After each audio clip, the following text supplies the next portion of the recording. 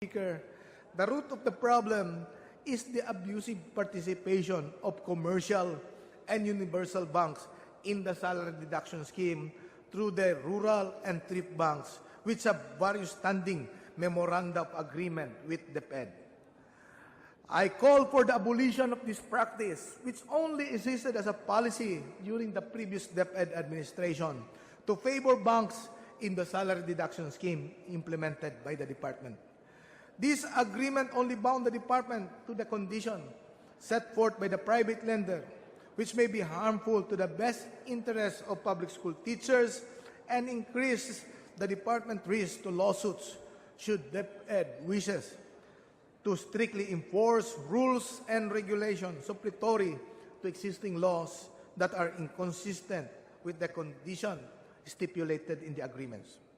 As such, Madam Speaker, this representation shall be filing a resolution mandating the Department of Education to cease and desist from entering into memorandum of agreement and accrediting rural and thrift banks, which acts as financial conduits of commercial and universal banks, to end this vicious cycle once and for all.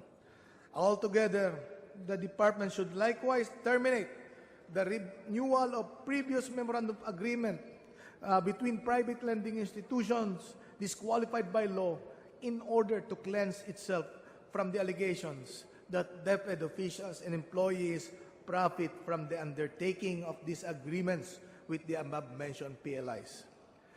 Lastly, the policy consideration for loan buyouts of public school teachers' outstanding loans and the protracting of loan terms to more than a year should likewise be discouraged and overturned. Loan buyouts only transfer payment obligation from one lending institution to another, which obviously does not resolve the issue at hand.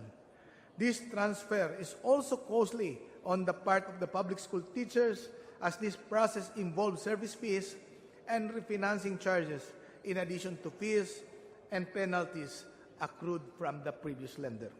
Similarly, the lengthening of the loan payment terms is disadvantageous for public school teachers, as it increases the risk of teachers defaulting on their obligations, making them more vulnerable to penalties and fees that add up to their principal balance. Madam Speaker, it's about time that the DepEd should act on this.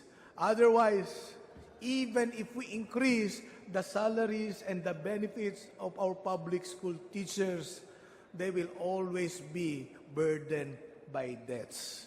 Lagi pong mababaon sa utang ang ating mga public school teacher dahil sila po ay magandang pautangin. Wala pong risk. May sweldong mataas, kaltas sa bawat sweldo, at kung mamatay man, ay may insurance.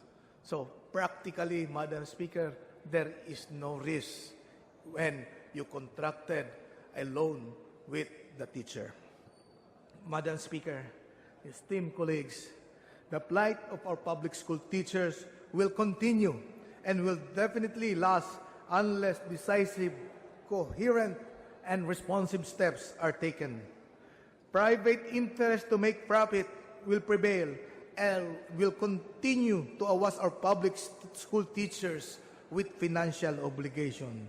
The question, therefore, to us now is who will stand up for our teachers who, despite of their cries, are not being given the protection they need. I join, therefore, Madam Speaker, the members of this august chamber to support this initiative and help our public school teachers in freeing themselves from this vicious cycle of commercial exploitation. Thank you and good afternoon. Majority Leader. Madam Speaker, I move that we refer the privileged speech of the Honorable Rodel Batocabe to the Committee on Rules. So move, Madam Speaker. Madam Speaker. Madam Speaker. May I be recognized? Yes, Representative Ocampo. This is reference to the privileged speech of Congressman Batocabe. And I'm sorry that I was not recognized or seen by the speaker before.